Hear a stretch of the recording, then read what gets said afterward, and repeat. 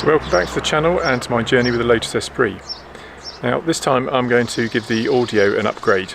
Now I wasn't really planning on doing that because pretty much when I drive it I'm listening out to the engine and trying to figure out where all the rattles and knocking and things like that are coming from.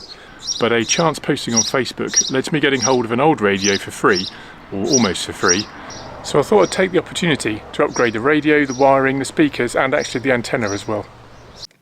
So when I bought the Lotus Esprit, it came fitted with this audio line cassette radio. It's probably of the period, sort of early 80s, but you know, I'm not overly impressed with it. It doesn't look that premium, does it? And the sound quality is not very good, although probably a lot of that's to do with the speakers, because the speakers seem to have been kind of added to and messed with over the years. Now I've managed to acquire this. This is a Blaupunkt Boston SQM24.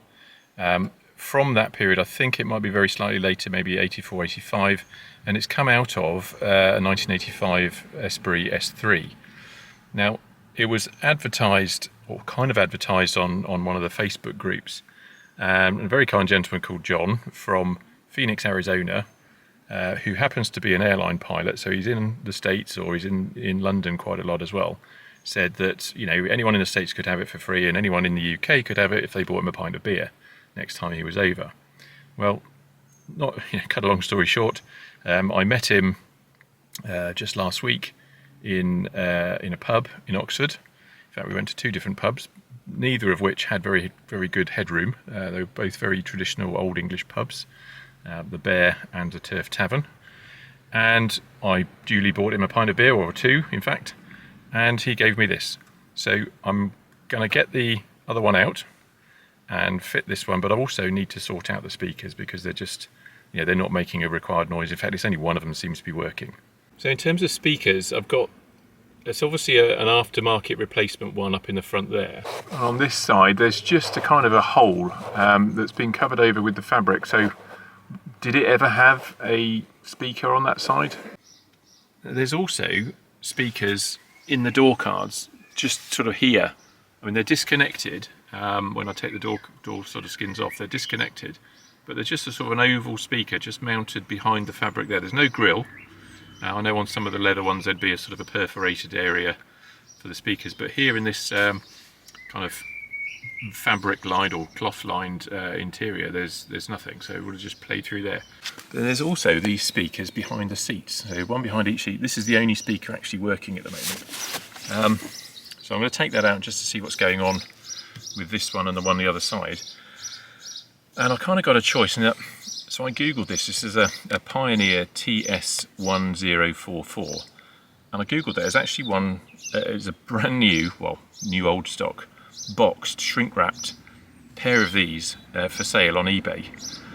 But they're £120, and you think, well, if they're a 40-year-old speaker, are they still going to work? Would the paper be brittle and dried out, and you know, the cones? Or should I just go for something, you know, a modern equivalent, which I think I can get a pair of Pioneer coaxial speakers from Halfords for sort of about 30-something pounds. So I'm thinking it's more likely I'm going to go for that, because if I did get another pair of these which are identical, but, you know, new old stock, 40 years old, and they didn't work, I've kind of just blown 120 quid. So just removed both these speakers from behind the seats, and actually they both work. The reason why the one on the passenger side wasn't working is just one of the contacts had come off. Yeah, it just come disconnected. So that's why that one wasn't working. But yeah, so both speakers actually work, and obviously the wiring therefore works as well. So I could replace the wiring, and maybe at a point when I do, you know, when I do the carpets, it's probably worth my while doing that. So one thing that surprised me when taking out the speakers behind the seats was that they're simply cut into a hole through the firewall, through the bulkhead, and whilst that doesn't go into the engine bay, it does go to the fuel tank. So the fuel tank is just there. One of the fuel tanks, obviously the same the other side. Now, I don't know, I assume once that's in place, there's a degree of kind of fire protection, but I don't know, it just doesn't seem quite enough for me. So I was kind of thinking, what other options might there be? Now you can get ceiling speaker hoods, fire hoods, to go around the back of a ceiling speaker. So that'd be a great idea, because it's just kind of same thing. If you're putting a recessed speaker into a ceiling indoors and you want fire protection from above, then you know, those are good, but they're incredibly expensive. Instead, what I found was, or thought about, was something similar, but for a downlighter, for, you know, a sort of a ceiling spotlight. So I picked up these. I got 2 of these. So I think these were about £5 versus the speaker, ceiling speaker ones, which were £20–30 each. And I just thought that you know, that's more than the speakers probably. Now, unfortunately, this is the smallest I could find. 150mm. This hole is actually 100mm. And you know, when it comes out of the box, it's like a bit like a small top hat. But what I can do, and I've just tried it, is you can sort of just feed it through that hole, sort of gathering it up, and I just think that will just give me a bit more of a peace of mind in terms of, you know, sort of fire safety. If ever, heaven forbid, there was a fire kind of back that way next to the big fuel tank, then, you know, this might stop it coming into the cabin. You know, even if it stops it for a few more seconds, it's got to be worth it. So here's the hood in place. These are the old speakers, so they're not going to be the ones I put in, but I'm guessing if they go in there and sort of, you know, I can screw them in and then pop the kind of grill over the top, then I can always sort of cut away the bit that's showing. But what I'll do, I was just going to fix those in. If I fix the grills in for now, because as I said, these are the old speakers. I'm not going to put those back in. Wait until I get new ones. Meanwhile, I can drive around with, you know, something that's approaching a kind of a fire safe situation. So as you can see, I've taken the centre console out. On this particular model, it's 2 bolts down here, so you have to move the choke and window switch housing out of the way. You have to take off the gear selector knob, and you just sort of pull it out. It just, you know, sort of slots across there, so you just pull it backwards and out. It's pretty straightforward. I've also removed, there's a couple of kind of heating tubes or ventilating tubes that sort of go right back into the unit at the back there. So I did that so I can get to all the wiring. Now, you know, it's quite a mess of wiring. Mostly it seems traceable. I've kind of looked at the circuit diagram, and the good news is everything there I can recognise.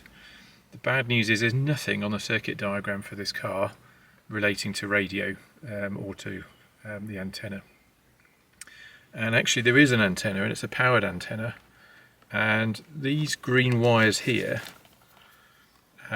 go off that way underneath the steering wheel to a switch just here, which is apparently to disable the aerial going up and down.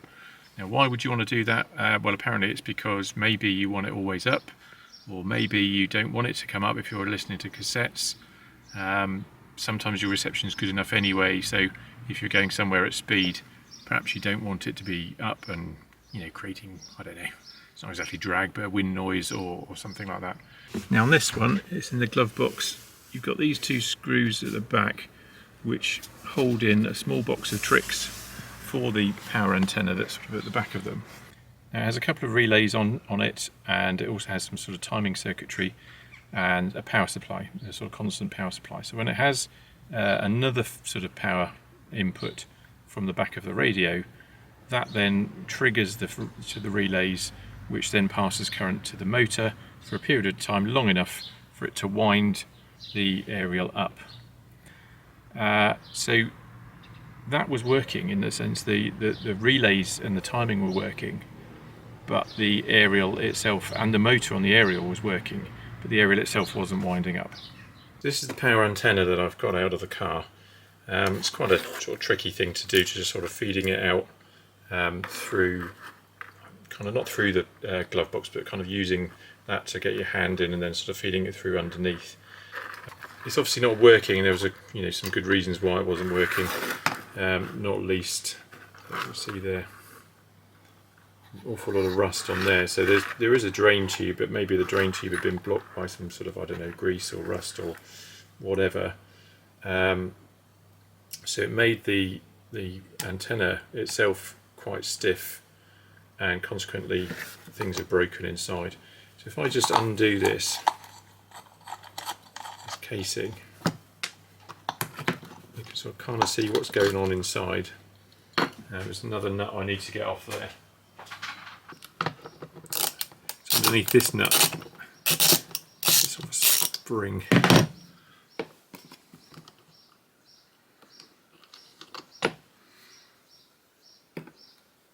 And then under here is the kind of plastic line that should go up through the antenna. So what's obviously happened is that at a certain point it's snapped, and I mean, this feels, I can feel the grease on here, it's quite a sticky thing, so it's really kind of sticky, but that should be free moving, because as it rolls, as the motor turns, that should shoot up and down the aerial itself. And then on this part is just the shaft from the motor with a sort of a worm gear that turns the spindle, which winds that in and out. So I don't know, it could be salvageable, but I think that would be quite a challenge, and a challenge that I don't really want to face. So someone else can have a go at that if they wish. And I think there is someone who's sort of expressed an interest in doing so. Now, the only other thing to say about this Blaupunkt is that when he removed it, I think he managed to just break off a little plastic lug inside there. So the fascia is loose, so I might have to fashion something to sort of secure that.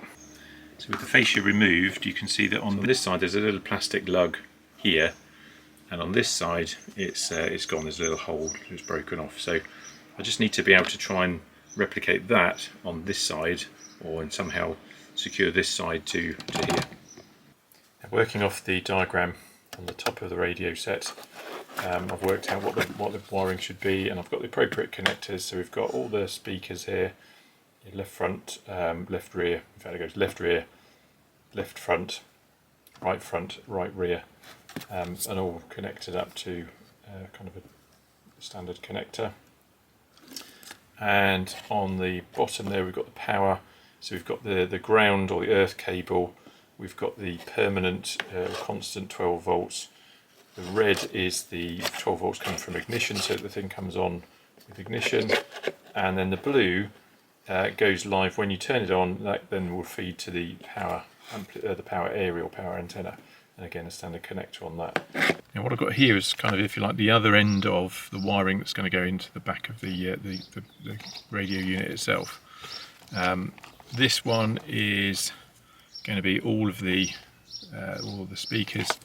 I've already wired in the front right and front left. They're the ones that are actually in the door cards.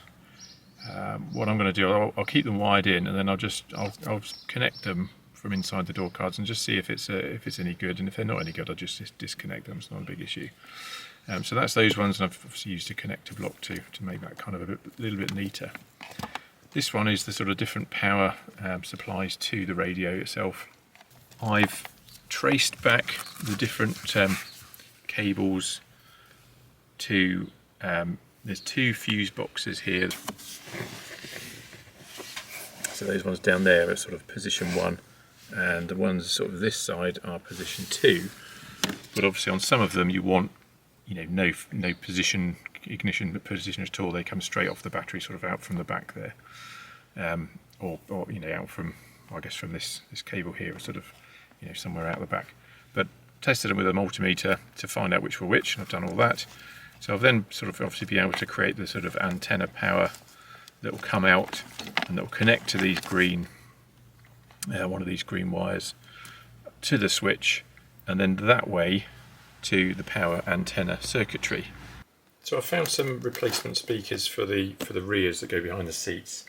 I figured that as the radio was Blaupunkt, I should have a look for some Blaupunkt options, and I settled on these ones. Hopefully they'll be okay. The two-way coaxial system ICX 402s, and they're pretty much the same size, and in fact they've got the same mounting holes, exactly the same dimensions as the speakers that have come out. So there's two speakers and all the wiring, and I've decided that I will rewire for the rear speakers. It would seem a bit churlish not to use the new wiring, because you never know what the old wiring's like, how long it's been there, for example. So anyway, there we go. Bunch of screws there. So the speaker itself looks quite a bit smaller than the one that's come out. Well, I say that the speaker sort of surround looks smaller. The actual speaker itself is the same size. And obviously once you put the grill on, it's the same size as the one that's come out. And I think that's quite a nice, neat, speaker grill. Whether it looks period or not, it could possibly be from the 1980s. It's a really simple, basic design. There's nothing fancy going on there. So I'm going to pop these in the back, in one either side, and rewire to the radio. So what I need to do with the wiring to the speakers at the rear is from inside here to pass the wire under this part here, goes underneath the trim. You can see the old one sort of drops down part behind this trim, comes out from behind these carpets, tucks underneath, and then feeds up to the speaker area there. So what I've done, I've taped the new cable to the old one so that I can pull it back up through here, because I think it's going to be the hardest thing to sort of thread without getting this piece of trim off.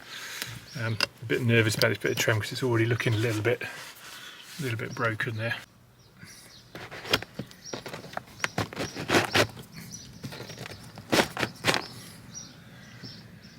There you go, that's lucky, it's come through. So before I take the old grill off and put the new speaker in, I'm just going to draw around on the sort of hat, on the fire hood. Gives me an idea of where to cut. The new grill is, although the holes are in exactly the same place, it's very slightly, I think, it's very slightly bigger, which is good, which means I can cut round where the line was, and that should fit nicely. So now I've got them connected, I just pop that in there like that, and then when screw that up with the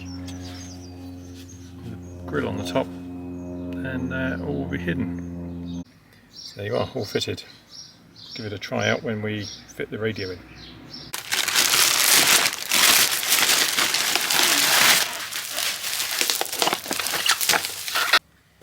So here we go. Got a new power antenna. So it's actually the second one I've ordered. The first one sadly was too big to fit. So I've taken a few measurements of the old one, compared them with this one, and I'm hoping that it should therefore fit much better. So you can see it's very similar in design, I guess.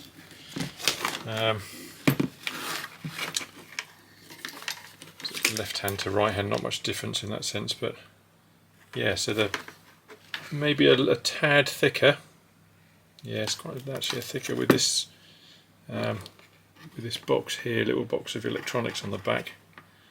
But we'll see how we get on. So obviously the difference being that the old one, the kind of electronics weren't in it; they were in a separate box behind the glove box. So we'll give that a shot and see if it will go in. This is not going to be easy to see, but I've got to fit this antenna up underneath there, behind all those wires, up into the kind of front wing recess. Hopefully it'll fit. So okay, I've managed to install the antenna. It wasn't particularly easy. I had to make a bigger hole up on the front wing, and I had to remove quite a bit of sort of carpeting and insulation padding from sort of up on the sort of forward bulkhead up there to get the thing in. It was the box of electronics on the back that just made that a little bit wider than the original one. That meant I couldn't just slot it back in.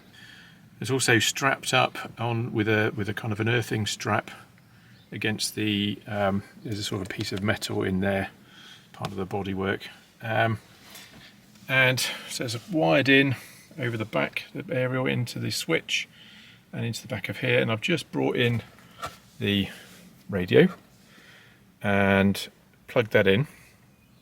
The speakers are all in, so in theory everything should work. Now I promise you, this is the first time that I've done this. Now, will it work? Well, there goes the aerial. So the aerial's working. Is the radio working? Oh, hang on, I need to plug in.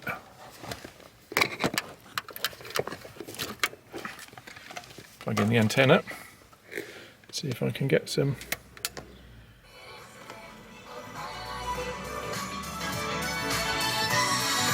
Well, really pleased with myself on that one. That's fantastic.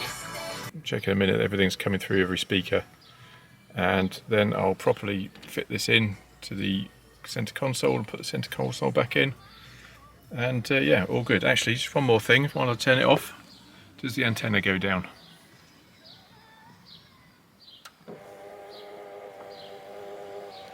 Fantastic. So there we go, all back together. Hopefully still working.